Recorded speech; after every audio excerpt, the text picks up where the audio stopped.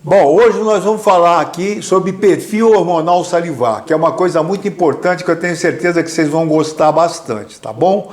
Então tá aqui, ó, devemos dosar todos os hormônios na saliva, pois verificamos a parte livre do hormônio e não aquele ligado à proteína, as lipoproteínas. Quer dizer isso? Eu quero dizer que antes de falar disso, 80% ainda dos médicos só pedem a dosagem dos hormônios no sangue. Está errado. Os hormônios precisam ser dosados na saliva porque você pega a parte livre do hormônio, que é a principal. Vou dar um exemplo aqui. Nós temos os hormônios esteroides, que são os hormônios esteroides, o cortisol, a progesterona, certo? A testosterona, o DEA, que é o dihidroepiandrosterona, a androstenediona, o estriol, a estrona, todos esses são hormônios esteroides e eles estão ligados a lipoproteínas. Por exemplo, tem o CBG, que é o corticosteroid binding globulina, é uma globulina carreadora de corticotropina. Isso está ligado à lipoproteína, tá? E o CBG, ele carrega progesterona com cortisol, certo? É uma maneira, ele carrega esses dois tipos de hormônio. Vou dar outro exemplo, o SHBG é o Sex Hormone Binding Globulina, é a globulina carreadora de hormônios sexuais, tá? Ele carrega aí a testosterona junto com o estrogênio. Então é importante você dosar a parte livre do hormônio na saliva. Então hoje, para se fazer dosagem de hormônio, a melhor maneira de você fazer é na saliva, tá? Não se faz mais, gente, hoje não se faz mais dosagem de hormônio no sangue. Infelizmente, a maior parte dos médicos, porque você pode ter um hormônio alto no sangue, na saliva ele pode estar baixo. E na saliva é importante que você mede a parte livre. Você pode ter uma parte na saliva que está alta e você pode ele estar baixo no sangue. Então você não pode ter mensuração por isso aí. Você tem que fazer sempre na saliva, que você vai pegar a parte livre do hormônio. Tá bom? Vamos continuar. Agora, nós vamos falar aqui dos processos de envelhecimento. Quantos processos de envelhecimento? Qual o processo de envelhecimento? Quantas fases se divide o processo de envelhecimento? Tá bom? Nós dividimos em 4 fases. A primeira fase inicia-se por volta dos 30 anos. Mas a gente começa a envelhecer com 30 anos, principalmente os homens. O homem começa a perder testosterona e ele não sabe. Aliás, ninguém sabe. Tá? O homem não sabe. Com 30 anos ele está perdendo testosterona e ele não sabe. Ele começa a perder com 30 anos. Por quê? Porque o homem não tem um marcador como a mulher. A mulher tem um marcador que é a menopausa. Então a transição da deficiência para insuficiência do hormônio na mulher, certo? É de 1 a 2 anos só, porque ela com 47, 45 anos, ela começa a perder o hormônio, tá? E lá para os 47, 48, 50 é a fase que a mulher entra na menopausa. Então ela tem um tempo curto de deficiência para insuficiência de hormônio. O homem não. Ele começa a perder com 30 anos e fica 15 anos perdendo hormônio sem saber que está perdendo hormônio. Então o homem, só para vocês terem uma comparação, de 30 a 45 anos, quando ele chegar aos 45 anos, que é a segunda fase do processo de envelhecimento, que a segunda fase começa dos 31 aos 45 anos, ele começa a apresentar alguns processos, tipo falta de memória, falta de resistência, perdas cognitivas, fadiga, insônia, certo? Estresse. Isso já é sintoma. Problemas, a testosterona, ele tem receptores. O principal órgão que tem receptor de testosterona no corpo é o coração.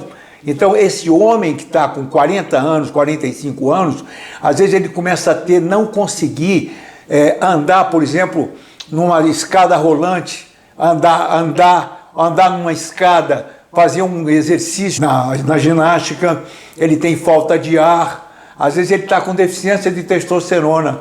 É o paciente que vai no neurologista porque ele está com falta de memória. Às vezes ele está com deficiência de testosterona.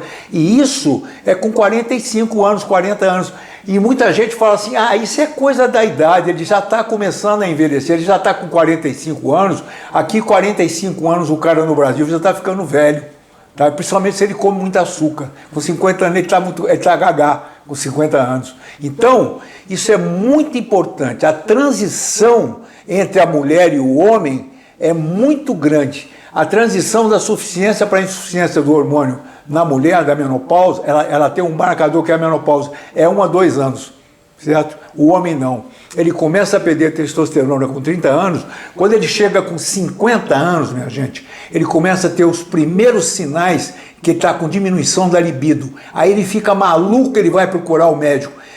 Eu vou dizer uma coisa a você, com 50 anos, 54 anos, ele já está, eu acho que ele já está no final. Ele já está no déficit, já terminal, ele já não tem mais testosterona. Ele tem que fazer isso com 30 anos. Eu faço reposição, eu faço modulação hormonal com testosterona em mim, na testa. Eu ponho na testa, que é o lugar que tem mais sangue. Você já cortou a testa alguma vez? Sai muito sangue. Então, em vez de botar lugar que não tem pele, por exemplo, você pode botar aqui no braço. Eu já boto na testa, porque é o lugar que tem mais sangue. E aqui, 21 vezes absorve tudo. Eu faço reposição há 15 anos. Eu tenho 73 anos, eu tenho uma saúde, eu tenho uma resistência, que eu não tenho nada disso. Então, o homem que quando chega com 45 anos começa a reclamar, não é que ele está com déficit, com problema de libido, não. Ele não tem isso, não. Com 45 anos ele não tem isso. Ele pode até ter, mas ele não tem. A testosterona não é um hormônio masculino, sexual, não. A testosterona, o lugar que tem mais receptor de testosterona no corpo é o coração, depois é o cérebro, depois são os ossos e depois são os músculos. Tá entendendo? Você quer fazer reposição de testosterona, você vai melhorar a tua musculatura, você vai aumentar a tua musculatura. Se você usar com um pouco de aminoácidos, mas não esse negócio de usar whey protein, pelo amor de Deus, tá? Que isso aí tá cheio de carboidrato e a assimilação do whey protein, que se você pensa que você vai assimilar tudo que você toma, você vai tomar 60 gramas de whey protein, você vai assimilar 16% daquilo que você tomou. Tá bom? Você não sabia, né? 16%. A absorção do whey protein é 16%. E tem o whey protein que está carregado, cheio de carboidrato. É melhor sair dessa, tá? Então, você prestou bem atenção nisso aí que eu falei? Então, o homem precisa começar a repor o hormônio, porque eu estou falando aqui em perfil hormonal, eu tenho que falar de hormônio para você. E o homem, ele não faz porque ele não tem sintomas, porque demora 15 anos a deficiência, a transição da deficiência para a insuficiência. E quando ele estiver com 45 anos, 50 anos, quando ele começar a notar os primeiros sinais de processo de envelhecimento, ele vai falar assim, poxa, eu estou com perda de memória, eu estou com letargia, eu não tenho mais resistência, certo? Não tenho mais vontade de fazer aquilo que eu fazia antes, eu tenho vontade de ficar só parado, só andar, não tenho vontade mais de caminhar. Ele já está com sintomas, muitos sintomas de deficiência de progesterona, que se ele tivesse feito essa reposição no início, ele não teria isso aí. Eu estou dizendo a você que eu tenho 73 anos, eu estudo das 8 da manhã, trabalho das 8 da manhã até as 8 da noite, tá entendendo? Todos os dias, e fico estudando às vezes até as 2 horas da manhã. Levanto às 5, 6 horas, não tenho cansaço nenhum. Só que além disso eu ainda faço outras coisas que um dia eu venho até a poder falar para vocês. Mas vamos com calma. Então vamos passar para a segunda fase aqui. Nós falamos da primeira fase que inicia por volta dos 30 anos. A segunda fase é dos 31 aos 45. A terceira fase dos 46 aos 64 e a quarta fase, que é a última fase, que é o paciente que já está realmente na velhice propriamente dita, que é a partir dos 64 anos, tá? Eu já estou com 73, já passei disso aí há muito tempo. Então vamos lá, vamos continuar aqui. Vamos falar aqui de alguns sinais de envelhecimento, Aqui eu coloco ruga, cabelo branco, mancha senis, diminuição do rendimento físico. Ó, para mim aqui, a diminuição do rendimento físico entra naquela coisa que eu falei para você, a partir dos 45 anos, ele já começa a diminuir o rendimento. Às vezes ele não tem mancha senil na pele, nem tem cabelo branco, que isso varia muito de pessoa para pessoa, e às vezes ele nem tem ruga, mas ele já tem uma diminuição do rendimento físico, ele já está com sintoma de diminuição de hormônio testosterona. Está aqui, uma das principais sinais do envelhecimento, da falta de testosterona. E a terceira fase, que eu falei, que vai dos 46 aos 64 anos, aí você vai começar a ter presença de algumas doenças que são comuns a essa fase. Principalmente se você passou dos 60, aí você vai ter tendência a ter infarto do miocárdio. Por quê? Porque a testosterona tem receptor no coração, tem receptor no cérebro, acidente vascular cerebral, artrose e osteoporose, porque tem receptor no osso, tá? E aqui tem outra coisa que eu coloquei, ó, perda de concentração e memória. Isso está ligado a uma das primeiras coisas que ele vai falar para você, lá nos 45, não aqui nos 64, mas nos 45 ele vai falar para você diminuição do rendimento físico e perda da concentração e memória. Isso é um dos sintomas de que ele está com deficiência de testosterona. E o que vai acontecer que as pessoas vão falar para ele? Ah, isso é coisa da idade, tá bom? Não é falta de hormônio. O hormônio, minha gente, é a cereja do bolo. Tudo termina em hormônio na vida, tudo termina em hormônio. É a diminuição da libido, que é a última coisa que ele vai ter. Tá? Só que quando ele falar que ele está com diminuição da libido, ele vai ver, não tem mais jeito. Ele já perdeu toda a libido dele. Mas com reposição de testosterona que ele vai melhorar isso aí. Vai ser muito difícil. Isso aí para você tem que evitar, você tem que prevenir. A medicina tem que ser preventiva, tá? E agora a gente vai para a quarta fase aqui, que é a velhice propriamente dita, que é a terceira idade, que é a partir dos 65 anos.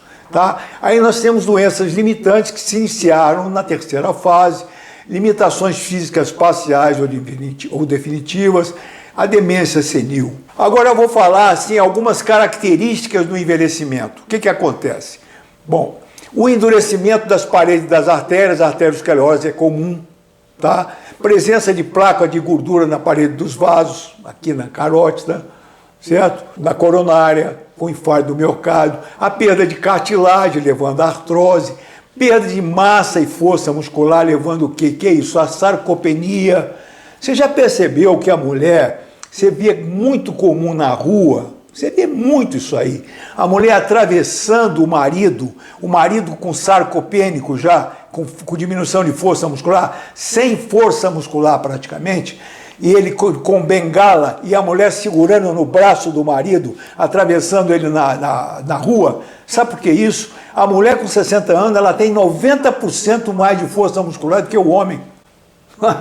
Coisa incrível, e a mulher vive 7 vezes mais do que a gente, porque a mulher faz tudo mais direitinho, ela faz prevenção, a mulher não fica se embebedando aí, saindo de carro, tendo acidente de carro, a mulher ela é mais reservada, é mais inteligente, a verdade é essa que a mulher, então ela vive mais 7 anos também do que nós, certo? E ela tem a força dela com 60 anos, 50% a mais do que a gente. Outras características, alterações da memória, tá? Diminuição do ácido clorídrico. Olha, gente, a diminuição do ácido clorídrico é tão importante, porque a partir dos 40 anos a gente não tem mais bicarbonato. E você não tendo bicarbonato, certo? O seu sangue passa a ficar mais ácido.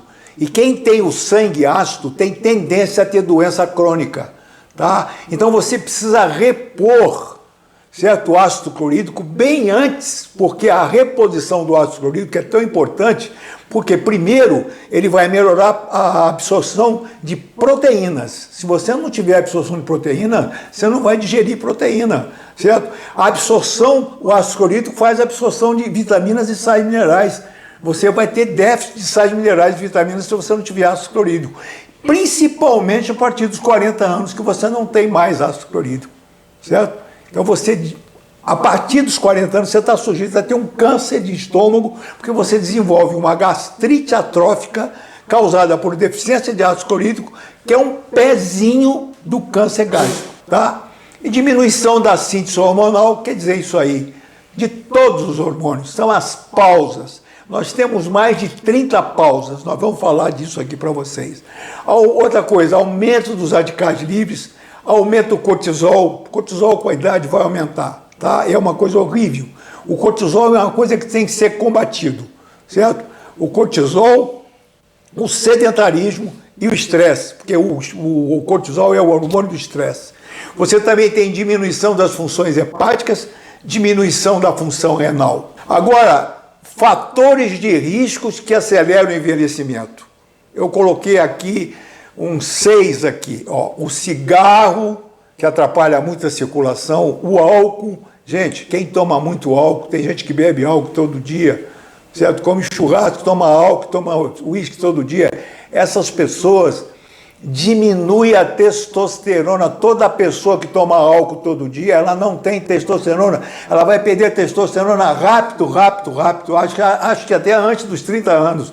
Então, se você toma muito álcool, você tem que repor testosterona bem antes, porque o álcool é uma coisa que abaixa a tua testosterona, certo? E você vai chegar depois com 45 anos e vai falar assim, poxa, eu estou ficando broxa, porque eu não estou tendo mais condição, não tenho libido, não tenho mais nada, tá? Mas isso é o álcool que você toma em excesso, tá entendendo? Que vai abaixar a sua testosterona.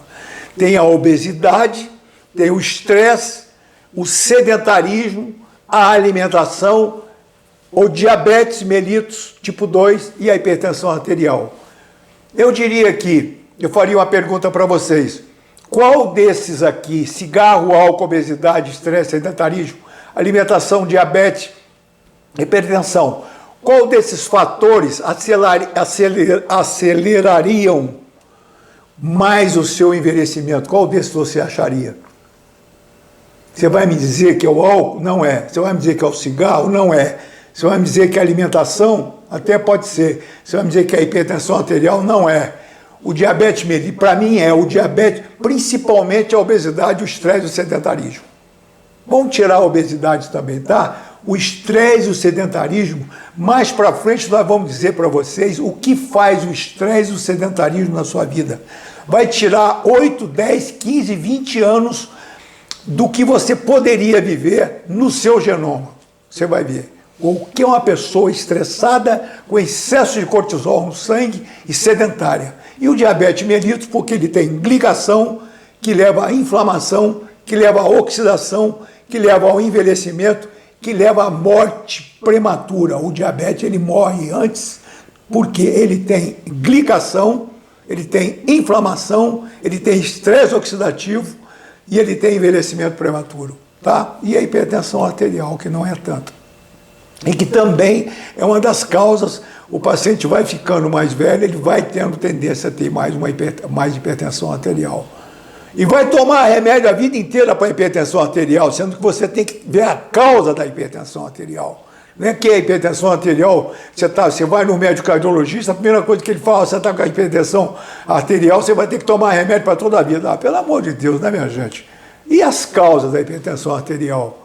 Certo? Tem várias causas de hipertensão arterial, eu não vou entrar em detalhes aqui agora, mas você tem que ver a causa, você tem que perguntar por quê? Por quê? Por que eu tenho hipertensão arterial? Tem causas, tudo tem causa.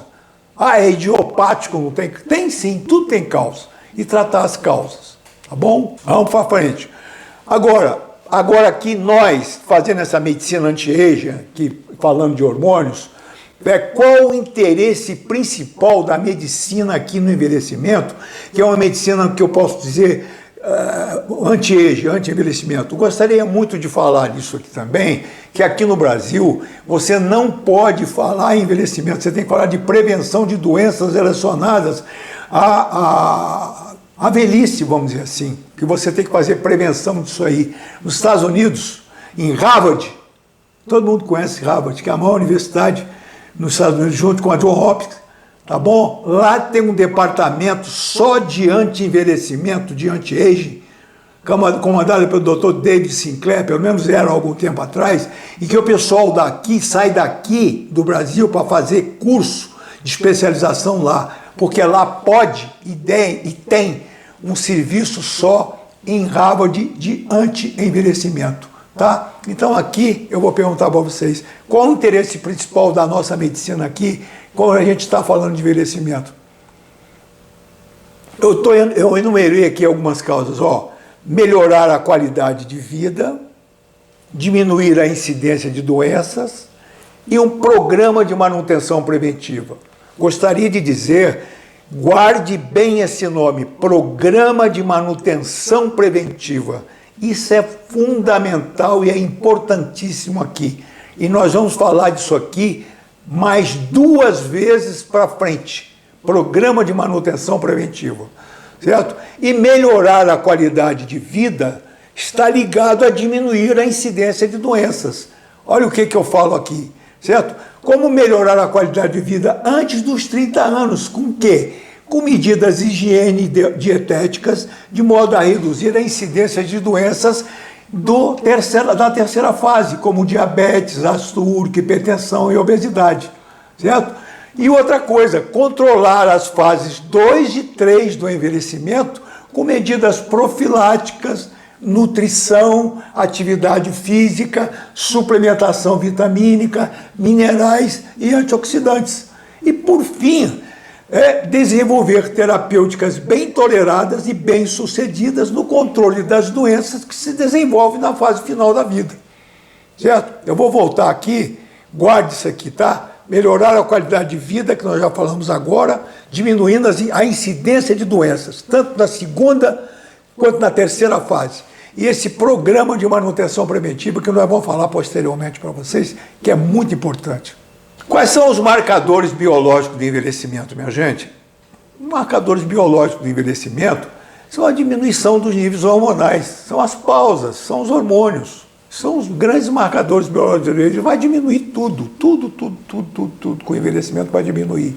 Então está aqui, o processo de envelhecimento é um complexo de fatores que interagem entre si, mas está claramente estabelecido que a partir dos 30 anos no homem, eu faço questão de colocar aqui, 30 anos no homem, conforme eu falei, ele já começa a perder testosterona, e 40 anos em diante na mulher. A mulher, a partir dos 45, 47 anos, ela já pode começar a repor, porque ela tem uma transição aí de 1, 2, 3 anos da suficiência para a insuficiência. E ela entra geralmente na menopausa aí com 50, 51 anos no Brasil, que é a taxa dela entrar, que é a faixa dela entrar na menopausa, tá bom? E a diminuição dos níveis hormonais é um dos fatores decisivos neste processo inexorável da vida de cada um de nós. Então, o marcador biológico, ou os marcadores biológicos do envelhecimento, são as diminuições dos níveis hormonais, que nós vamos ver posteriormente, daqui a pouco. Então está aqui, ó. Entre os fatores mais importantes associados ao envelhecimento, incluímos as principais pausas que envelhecem. Quais são elas? Andropausa. Que é andropausa? Déficit de hormônio masculino. Menopausa, déficit de hormônios femininos. Somatopausa, já ouviram falar? Déficit do hormônio do crescimento, é muito importante o hormônio do crescimento. Ao você fazer tratamento de sarcopenia, o homem que tem sarcopenia, que ele não anda, que ele está de muleta, ele tem que tomar o hormônio do crescimento com bastante aminoácidos, tá bom? Que nós vamos falar disso aí em certo tempo, e usar também junto à testosterona. Então, usar o hormônio do crescimento, a testosterona, e uma boa fórmula com hormônio de crescimento que ajudam principalmente, com aminoácidos que ajudam principalmente a aumentar a taxa do hormônio de crescimento. E outra é a tireopausa, que é a tireopausa, déficit dos hormônios da tireoide. Então é andropausa, menopausa, somatopausa, tireopausa, tem mais, adrenopausa. Adrenopausa, como o nome diz, déficit dos hormônios das adrenais e do cortisol, certo? A eletropausa, certo? Parece eletropaulo, né? mas é o déficit da pregnenolona. A pregnenolona, junto com DEA, é um hormônio que trabalha muito a parte de memória, a parte cognitiva da gente, e ela diminui muito o estresse. A gente usa muito pregnenolona com DEA, com ashwagandha, com rhodiola rosa.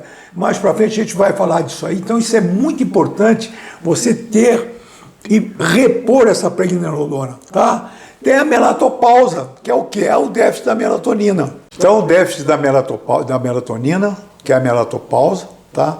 E eu coloco aqui modular o cérebro, porque isso é fundamental, isso é importantíssimo, tá? Só que aqui depois disso, vou falar para vocês sobre modulação do cérebro, mas eu coloco que temos mais de 20 pausas no organismo. Na verdade, nós temos mais de 30 pausas no organismo.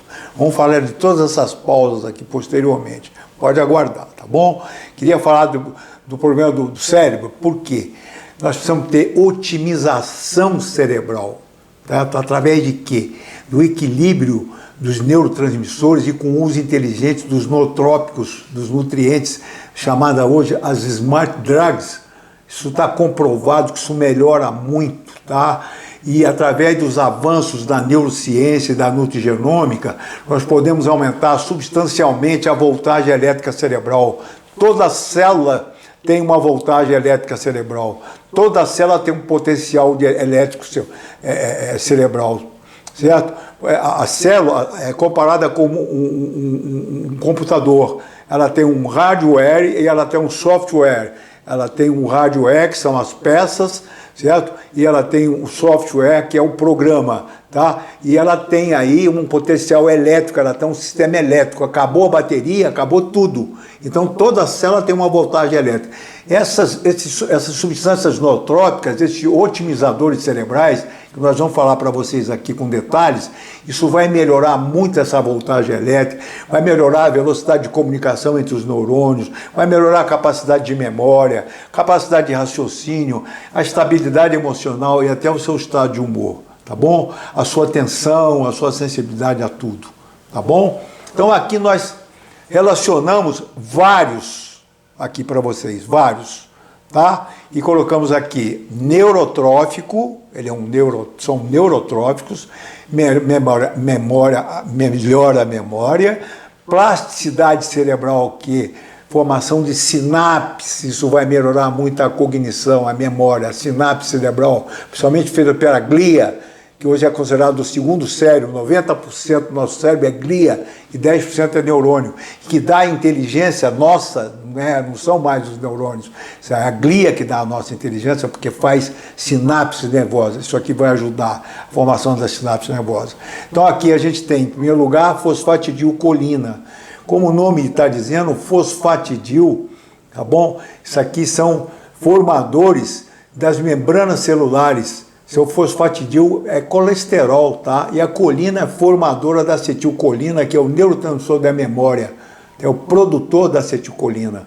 E 2 vem a acetil-L-carnitina. Veja bem que eu não estou colocando L-carnitina, que ela aumenta muito a biogênese mitocondrial, mas a acetil-L-carnitina é mais importante do que a L-carnitina como neurotrófico, porque ela atravessa a membrana hematolicórica e melhora muito essa capacidade cognitiva aí, e agindo como um otimizador cerebral, né? O DMAI aí, que bloqueia a acetilcolinesterase, liberando mais acetilcolina para melhorar a sua memória. A vinpocetina, que é derivado da vinca minor, que é derivado de uma planta que vocês vão ver posteriormente, que a gente pode dizer que é um fitoterápico também. O picnogenol, que é o pinheiro marítimo, que é francês, que é um excelente antioxidante, está entendendo? E um excelente otimizador cerebral também.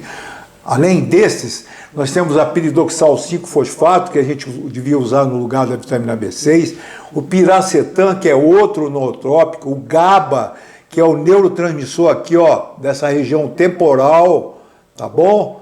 Ele ajuda muito, muito. O GABA, ele tranquiliza você. O GABA é como se você tivesse fumado maconha.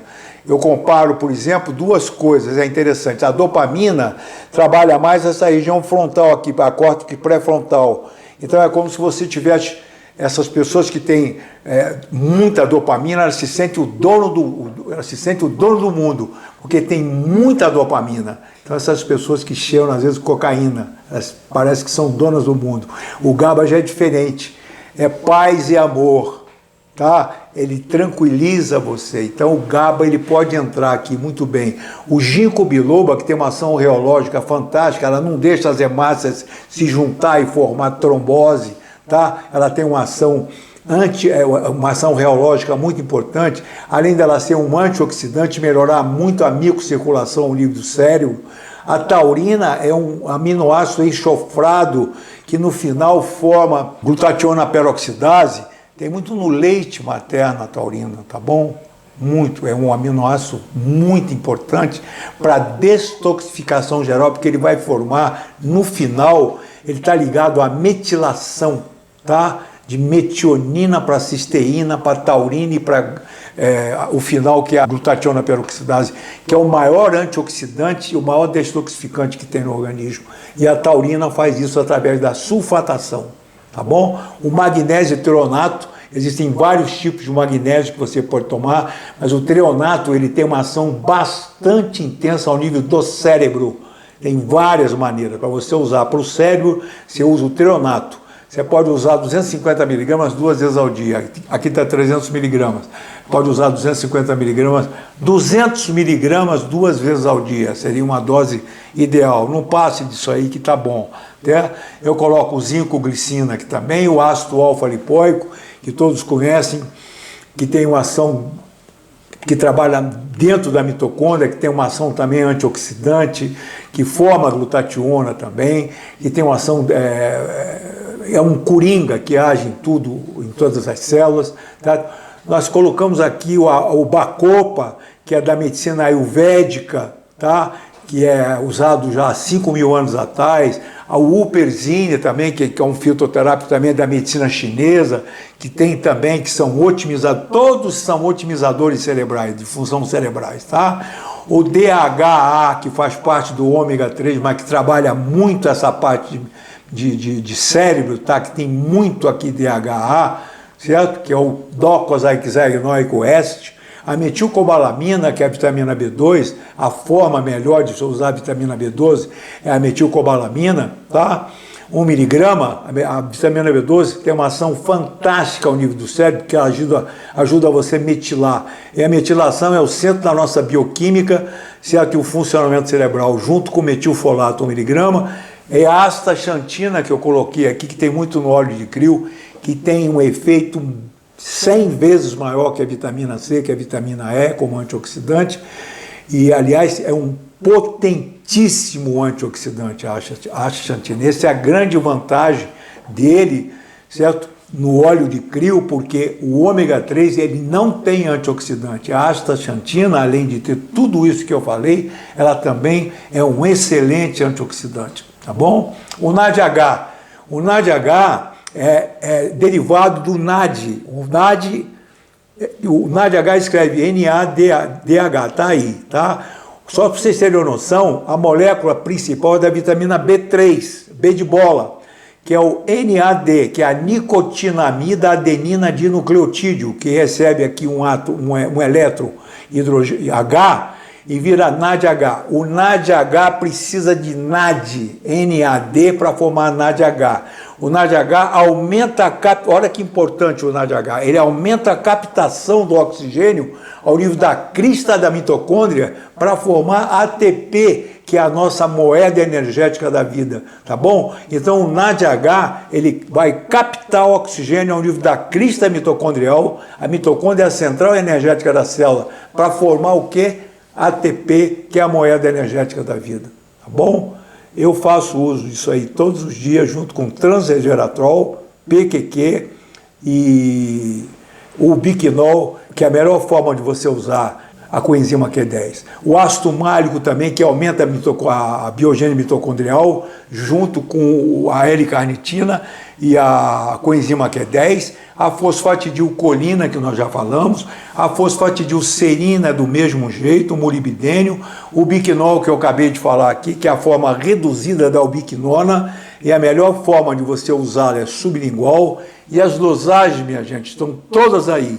L-acetilcarnicina, eu já falei que ela atravessa a barreira hematolicórica, e você pode usar, aqui está uma dosagem de 500 mg 2 vezes ao dia, mas vocês podem usar até 3 gramas ao dia, certo? Agora aqui eu falo com detalhes, tudo que eu já falei para vocês está aqui, tá bom? A fosfatidilcolina é uma molécula de fosfolipídio que constitui grande parte de todas as membranas celulares, principalmente dos nossos neurônios. Principal fonte de colina do corpo, um nutriente essencial na formação da acetilcolina, que é um neurotransmissor essencial para a memória, tá bom? Eu já falei tudo isso que está aqui, está tudo explicadinho, tudo com detalhes, tá?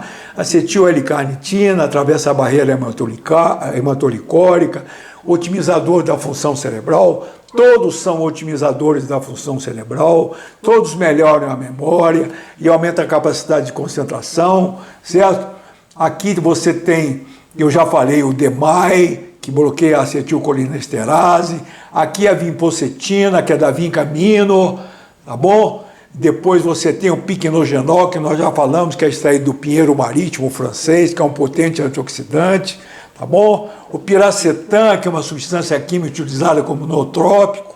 O GABA, nós já falamos, tá bom?